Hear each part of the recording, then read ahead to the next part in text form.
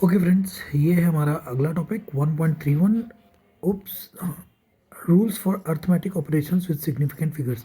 अब हमको दो चीज़ों को जोड़ना है या फिर मल्टीप्लाई करना है। अब इनके रूल्स हम देखते हैं। The result of calculation involving approximate measured values of quantities that is values with limited number of significant figures must reflect the uncertainties in the original measured values.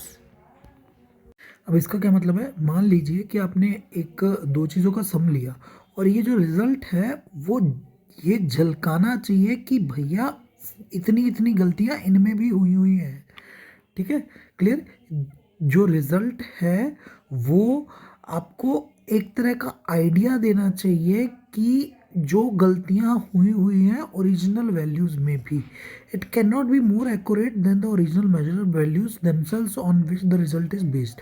अब ये देखिए, इसमें कुछ गलती हुई, इसमें कुछ गलती हुई और आपका आंसर और ज़्यादा सही तो आ नहीं सकता। तो ये इन दोनों से कम अनसर्टेन होनी चाहिए, ज़्यादा मतलब इनमें कम सिग्निफिकेंट डिजिट्स होनी चाहिए।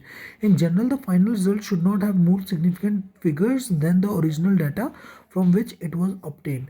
तो जो भी आंसर आया है आपके पास, उसके पास सिग्निफिकेंट डिजिट्स कम होने चाहिए एज कम्पेयर टू जो वैल्यूज आप ऐड कर रहे हैं।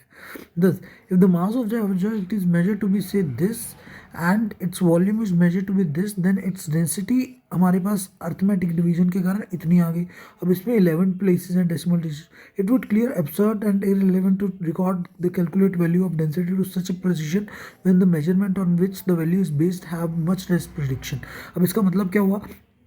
अब देखिए, अगर इतना मास हो किसी चीज़ का और इतना वॉल्यूम हो और आप मास बाय वॉल्यूम करें तो आपका आंसर कैलकुलेटर इतना देगा, पर इतनी प्रिसीजन आ ही नहीं सकती क्योंकि आपको मास भी कम प्रिसीजन से पता है और वॉल्यूम भी कम प्रिसीजन से पता है। तो ये तो बिल्कुल एब्सर्ड हो गया, गलत हो गया।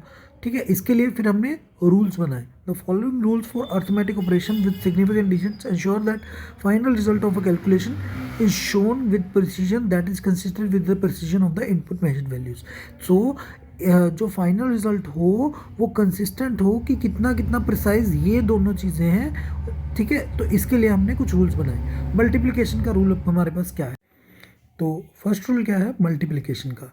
इन मल्टीप्लिकेशन और division the final result should retain as many significant figures as there are in the original number with least number of significant digits. अब दो नंबर आप मल्टीप्लाई कर रहे हैं तो आंसर में जो सिग्निफिकेंट डिजिट्स होंगी वो उतनी ही होंगी जितनी सबसे कम सिग्निफिकेंट डिजिट वाला नंबर है, उतना ही। फॉर एग्जाम्पल देखिए, जब आपने डिवाइड किया इसको इससे जो हमने पहले दिया था तो आंसर आपका 1.6 कुछ आया था, बट आपने कितने रिटेन किए? अब इन दोनों में से इसके पास है 4 सिग्निफिकेंट, इसके पास है 3, तो आपको कितने रिटेन करने हैं? जितने सबसे कम होंगे 3 वाले। Similarly the speed of light is given as this and the 1 year as this, the light year should be approximately 3 year. तो इसमें क्या है? अब देखिए, जब लाइट ईयर क्या होता है? लाइट ईयर वो डिस्टेंस होता है जो लाइट एक साल में ट्रैवल करती है। अब लाइट की स्पीड आपको 3.00 तक प्रिसाइजली पता है, तो मतलब 3 सिग्निफिकेंट फिगर्स हो गई। ठीक है, लेकिन आपको जो नंबर ऑफ सेकेंड्स हैं एक ईयर में वो आपको ज़्यादा सिग्निफिकेंट तक पता है, बट आप आंसर कितना लिखे? 9.47, यानी कि उतना ही जितना लिस्ट में होगा। ठीक है, तो 3.00 में 3 है तो इसमें भी आपने 3 कर दिया, ना कि 5 किया हुआ है जितना इसमें है। क्लियर है? इन एडिशन और सब्ट्रैक्शन के रूल क्या है? The final result should retain as many decimal places as are there in number of with the least decimal places. तो इसमें क्या है? मान लीजिए आप एडिशन कर रहे हैं, एक नंबर है उसके पीछे डेसिमल है, एक नंबर है उसके पीछे डेसिमल है, एक नंबर है उसके पीछे डेसिमल है। अब इनकी जब एडिशन और सब्ट्रैक्शन करेंगे तो आंसर में यहाँ पे तो कुछ मर्जी आ सकता है जो इनकी एडिशन करके आ गया, लेकिन यहाँ पे आपको कितनी डिजिट्स रखनी है यहाँ पे, जिसमें डेसिमल के बाद सबसे कम सिग्निफिकेंट डिजिट्स होंगी। फॉर एग्जांपल 0.32 के पास 2 है, 0.2 के पास 1 है और 0.301 के पास 3 है, तो आप जो आंसर निकालेंगे वो भी आपका कितना होना चाहिए? सिर्फ एक सिग्निफिकेंट डिजिट रखना चाहिए। तो यहाँ पे जो ये आंसर है ये नहीं हो सकता।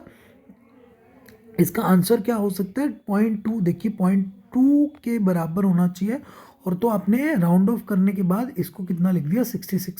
3.8। तो पीछे भी कितना रह गया?